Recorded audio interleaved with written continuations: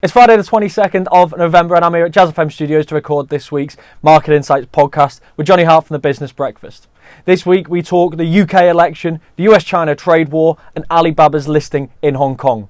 If you enjoy these videos, don't forget to like, subscribe and turn on notifications and leave any feedback in the comments box below. You're listening to the OANDA Market Insights podcast. Each week we preview and review all the big business and market news with OANDA Senior Market Analyst Craig Erlam. So we're about halfway through this campaign. The Tories still pretty much well ahead in the polls, but a hung parliament could still happen, such are the vagaries of our electoral system. It's been a big week for manifestos. The Conservative Party manifesto not out yet, but we've had the Lib Dems and, of course, the Labour Party manifesto.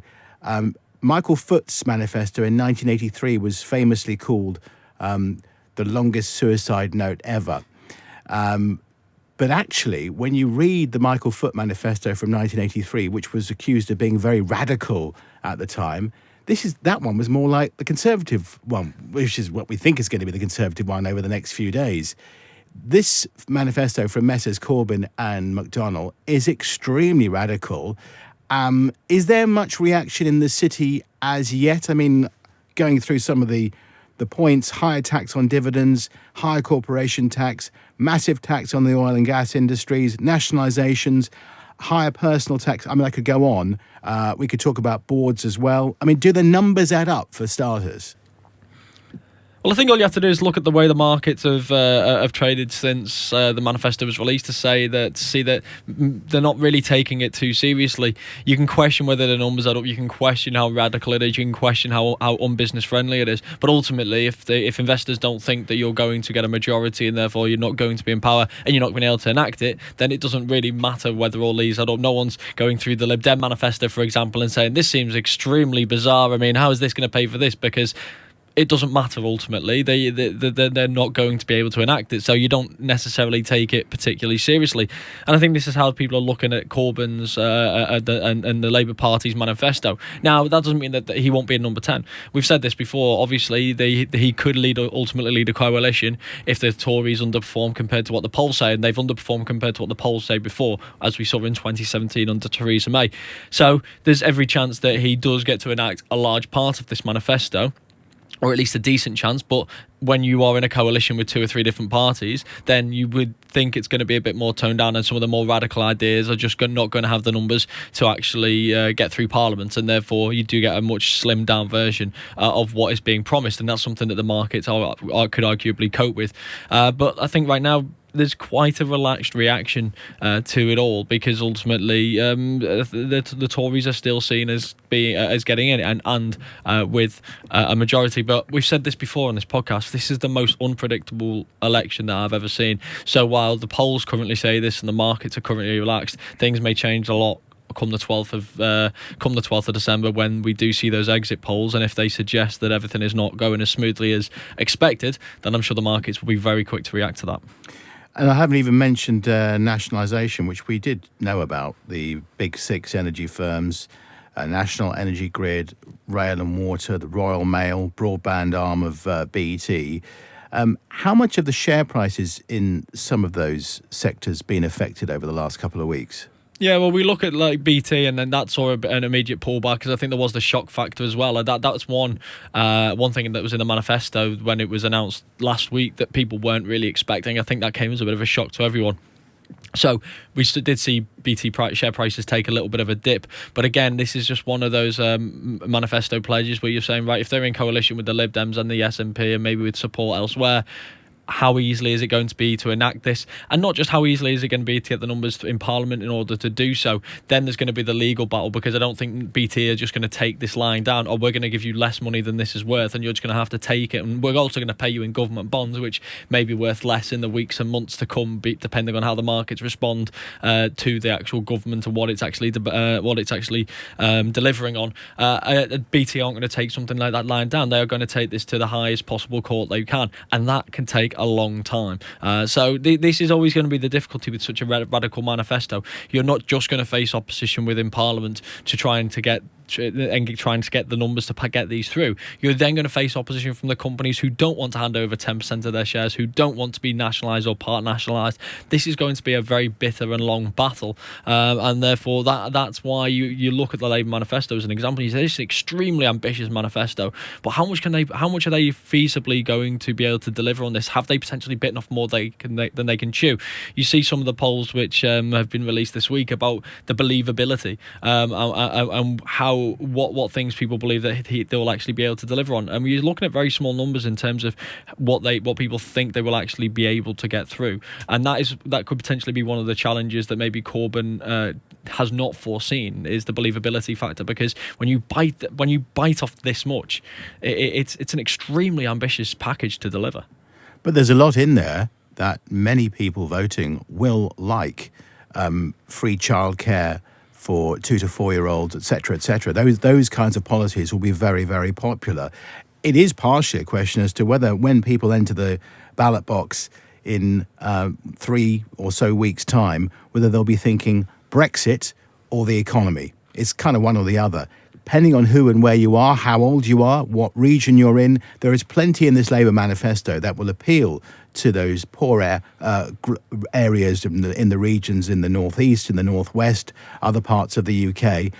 But actually, they'll really truly be thinking about getting Brexit done, to coin a phrase. Yeah, I mean, this is the thing. Like, I mean, how are people going to vote if they are potentially Brexit leaning but typically left? Are they going to move over to the Conservative Party? Will they go more for the Brexit Party? What if there's no Brexit Party candidate standing in those 317 seats? Are people going to switch Labour to Conservatives to Labour? How much is Brexit going to play a part compared to the manifesto pledges, compared to just standard allegiance? There's lots of people who would never not vote Labour, irrespective. Is their mind going to be changed at this election because of Brexit? That's what makes this so incredibly difficult. Which is why I say, even when the exit poll comes out at 10 p.m. on the 12th of December, I take it with a pinch of salt, because there are going to be so many local votes, people switching, tactical voting. You'll have areas of the northeast and the north where, the traditional Labour voters might vote Tory, but probably more likely to vote Brexit Party, which is perhaps a bit easier for them. If they've been a lifetime of voting Labour, they're never going to vote Conservative, but they might vote Brexit. I would say until 2 or 3 o'clock in the morning on the 13th of December, we're not really going to truly know what's going to happen. No, and I mean, to be honest, the exit polls have been really accurate in the past, the ones that are released at 10 o'clock. So I think we should get a really good idea of where things stand. But again, I'm going to be one of those unfortunate people who is going to be awake throughout the night following this as it unfolds, and seeing how everything happens. And obviously there's going to be a show as well on Jazz FM where they're going to be going through the results as the polls come out, and as we start to get an idea of what this government's going to look like. And I think everyone is going to. But these exit polls, they are generally quite good, if I'm honest. The Brexit exit poll, the 2017, when it became clear at 10 o'clock on the nose that Theresa May was unlikely to get the majority government, which was previously so heavily priced in, that came as a massive shock, and it was pretty on the nose at that time as well. So I think a lot of people are going to be looking at that and then maybe going to bed. Unfortunately, like I say, I won't necessarily be one of them, but I think it's going to be a really, really interesting night.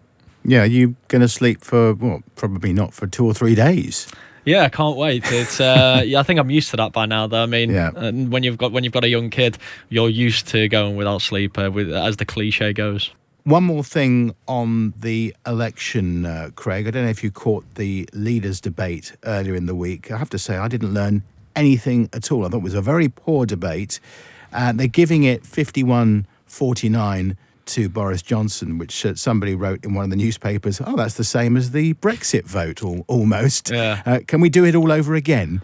But it was a poor debate, wasn't it, really? And I learnt absolutely nothing. No, it was really dreadful. I mean, me and you have joked in the past, right, where you always ask me, did you watch this? And I'm like, well, actually, I didn't watch it, but I read about it afterwards. And you say, it's literally your job. You need to follow these things. Well, this week was a reminder of why I don't try to watch these things, because they are scripted, they are boring. It is two people trying to stick to their core messages and not allow the questioner, the person who's presenting it, to deviate in any way away from it. If they ask them a different question, they try and bring it back. How many times did you hear Boris Johnson say, let's get Brexit done? No matter what the question was, it was, we need to get Brexit done. There's his core message. And it was the same from both sides. It was so heavily rehearsed, so prepared, that it was boring. It's impossible to learn anything under those situations when you've got two people who are so stubbornly just trying to get their message But not across. just that. To be fair to them, every single time they started to get into their stride, Julie Etchingham stopped them in their tracks, and they weren't allowed to do, I think, more than 60 seconds, and then it was over. We're back to another question, and maybe a silly question. We had the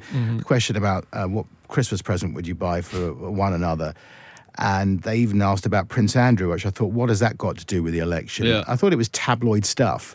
Yeah, it was. I mean, in these situations, the only way you're really going to learn anything is if you let the leaders debate off against each other ultimately. And while it's going to probably be a more rowdy affair, like the 7-way leaders debate next week, which I think is on Thursday on Sky News, that's going to be a more interesting affair because it's in those ones where you tend to see them turning and facing each other, questioning each other's policies. That's when you really learn something. Give them a chance to attack each other's policies, question each other, ask for details.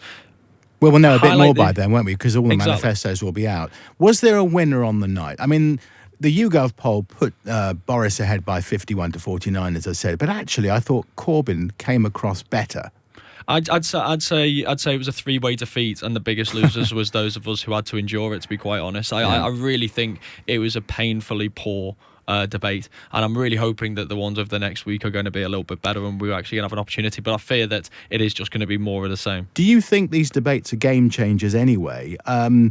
Theresa May's biggest mistake, or apart from the dementia tax and all that kind of stuff, was the fact that she didn't turn up for the debate in 2017 rather than actually, stare at the camera like she did and go through the motions. I think has anybody ever really made a big difference, possibly with the exception of Nick Clegg? I was going to say, that's the one that really stands to mind. That's why people want these debates, because they saw Nick Clegg during them, and his poll ratings went through the roof after those debates. And now you see every politician copying them. You saw Boris repeatedly trying to say the name of the person who was asking the question, because that fed so well for Nick Clegg back in 2015, in 2010. It's a long time ago. I know, it feels a long time ago. And this is why people think the debates still work. But the problem is the politicians are a lot more prepared for these debates now, so they know what they're doing.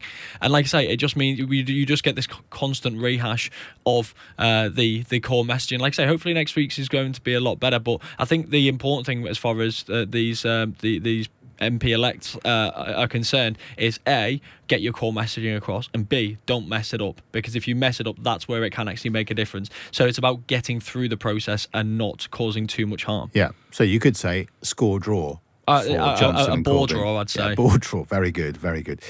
You're on form today, Craig, despite all the rumours. I know, it's the election brings the best out of me, so. Can we talk about Hong Kong now and the Alibaba issue? That's still going ahead despite all the turmoil in HK right now. It is, and I think this is a sign that the Chinese want to show the world that it's business as usual in Hong Kong, despite all the distractions, despite the protest, despite everything that we see on the TV, the nastiness, the quite horrific events which we've actually seen unfold there over the course of, in particular, the last few weeks. I think it's got particularly bad, and I think the Chinese want to show that it's business as usual. So by continuing with this listing, I think they're trying to show that everything's still running and everything's still working and everything's still fine. And this is a sizable listing. You have to remember, this is, I think, the biggest listing of the year. They're looking to raise around $13 billion.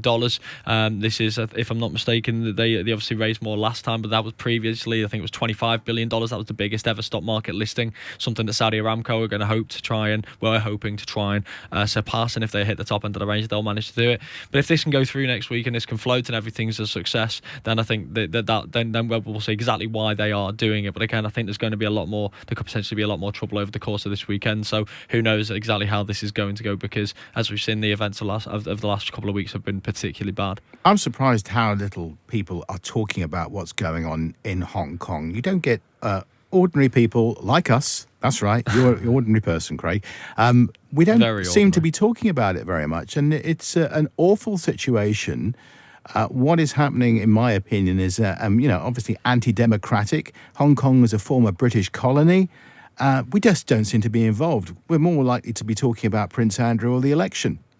Well, you see what happens every time someone tries to give a view on this. You see the kind of reaction that comes from Beijing, which is kind of butt out effectively. This is not your problem. We'll do this what is we a want. domestic. This is a domestic affair. This is a Chinese and a Hong Kong problem. This is nothing to do with anyone else.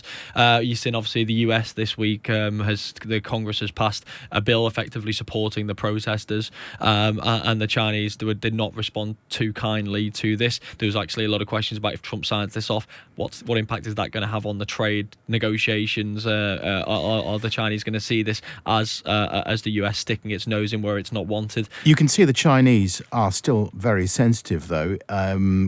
God forbid that there was another Tiananmen Square type situation and many people were killed. Mm-hmm. Without wishing to sound in bad taste, that would not be good for brand China, would it?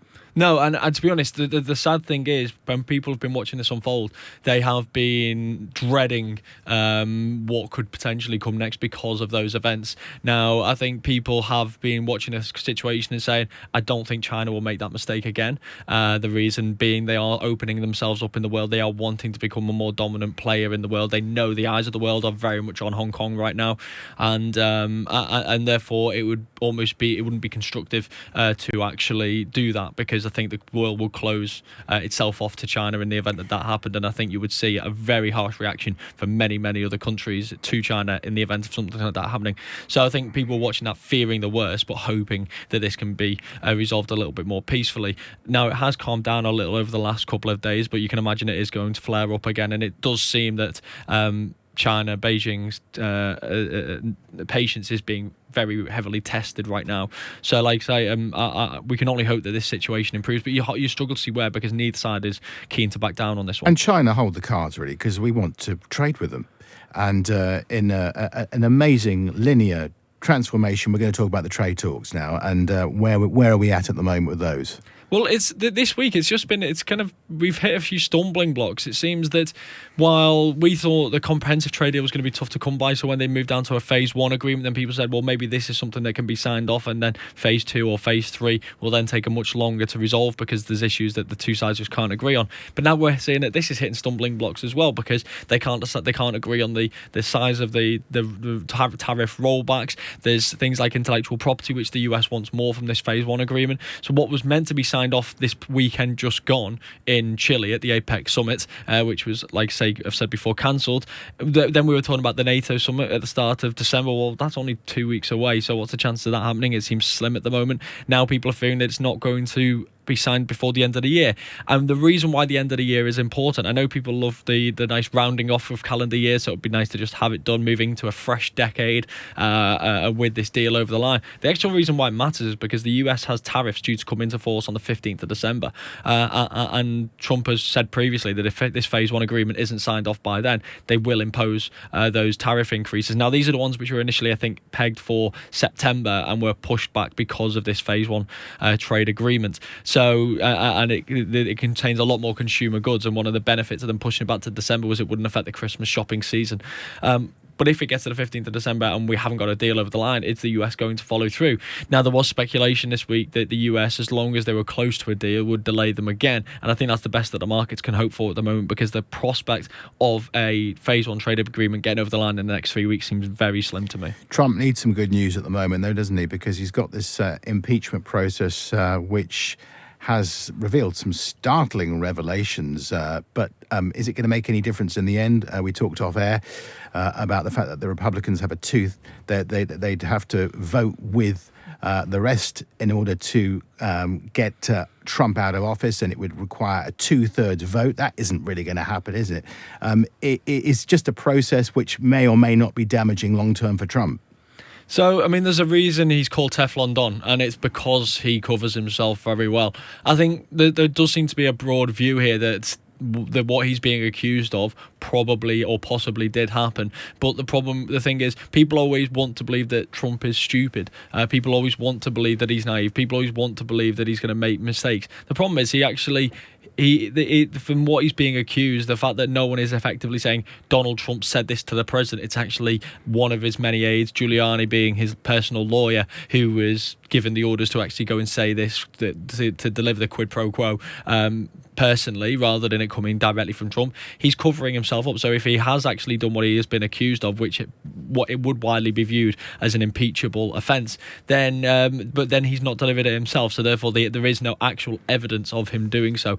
Ultimately, this is never going to get through Congress. It may pass through the House, but it's not going to get the 2/3 majority needed in the Senate, which begs the question: why are they bothering with this entire process? Well, look how harmful the emails was to Hillary Clinton during the previous election. It came out just before the election campaign. Everyone was going to the polls thinking this is Hillary Clinton's now being investigated over these emails, and that has an influence on people's mindset and people's voting ahead of the election. I feel like this is the Democrats effectively trying to do the same to Trump. Plant the seed. It doesn't matter if he's found guilty or not, because people will decide for themselves if he is guilty, and if they believe he's guilty, it may not, but it may affect how they vote. It will also, let's face it, it will also incentivize Trump backers to get to the polls and try and get him re-elected, because as we've seen from various polls and things, he's not been harmed by this. If anything, his approval rating amongst Republican voters has increased rather than decreased. But it's not those that I think that line up here. It's the swing voters in the middle.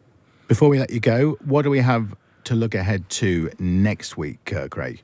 Yeah, very little. It's going to be a really quiet week, so it's going to be very politically driven again. The last 2 weeks has been really highly driven by the trade talks. I know here it's hard to see outside the election, but no one outside the UK really cares about our little election. Everyone's just focused on the trade wars and the conversations which are happening, the constant leaks that we're seeing, the tweets from Trump, the reports that we're seeing in the Chinese state-run media, and any sign that we are moving towards a deal. And as we now approach this 15th of December deadline, everyone's going to be heavily focused on those tariffs. What's going to happen with those tariffs come the middle of December? Because if more tariffs are piled on, then you think that could potentially jeopardise any phase one trade agreement.